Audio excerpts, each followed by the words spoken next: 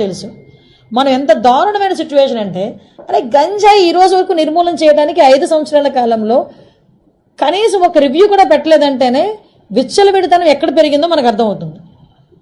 ఆఖరికి వైఎస్ఆర్సీపీ నాయకులు కూడా గంజాయిలు అమ్ముకోవడంలోని గంజాయి వ్యాపారంలోని ఇన్వాల్వ్ అయిపోయారు కాబట్టి వాళ్ళు అసలు దీని మీద కనీసం దృష్టి పెట్టలే. ఏమండి, చింతపల్లి నుంచి జీమాడుగల్ నుంచి అటువైపు నుంచి అదేవిధంగా మనకి ఒడిశా నుంచి ఇలాంటి మల్టిపుల్ ప్లేసెస్ నుంచి మనకి గంజాయి సరఫరా అవుతుంది. మనకి ఎన్ని చెక్ పోస్టులు ఉన్నాయండి అని డిపార్ట్మెంట్ వాళ్ళని అడిగితే 3 చెక్ పోస్టులు ఉన్నాయని చెప్పారు. 3 చెక్ పోస్టులు ఉన్నాయి. ఎందుకు రాదండి లోపలికి?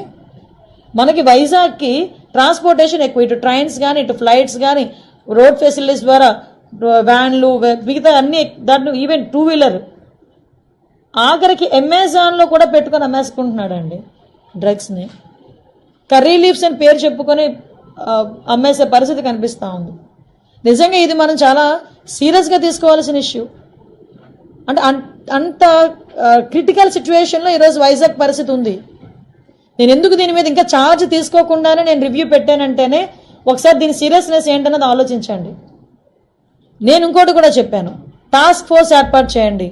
ఈ రోజు నుంచే టుడే ఆన్వర్డ్స్ ఆఫ్టర్ 8:39 గుంపులుగా పిల్లలు ఎవరైనా ఉన్నా గంజాయిలు తీసుకుంటున్నట్టుగా రోడ్డు పక్కన ఉన్నా చీకట్లో ఉన్నా మీకు నచ్చిన పని చేయండి అని పోలీసుల వాళ్ళకి నేను క్లియర్ ఇన్స్ట్రక్షన్ ఇచ్చాను. అట్ ద సేమ్ టైం ఈరోజు కొంచెం మరీ ఇంకోటి విషయం ఏంటంటే, స్మెల్ డిటెక్ట్ చేయాలి. వీళ్ళు డిటెక్ట్ చేయాలి ఈ గంజా ఎక్కడుంది ట్రాన్స్పోర్టేషన్ టైంలో. స్మెల్ డిటెక్ట్ చేయడానికి రెండు ఉన్నాయి డాగ్స్ పైన. 2 అసలు నిజంగా ఈ రాష్ట్రాన్ని ఏమి చేసేద్దాం అనుకున్నారు ఈ 5 సంవత్సరాలు? నాకు అర్థం కాల. 2 డాగ్సా? కనీసం వాళ్ళకి ఇంకొకటి ఏంటంటే, పోలీసులు చెప్తా ఉంటే బాధ అనిపించింది, సీజ్ చేసిన వెహికల్స్ని వేర్ హౌస్ అనేది కూడా లేదు ఈ రోజు వరకు.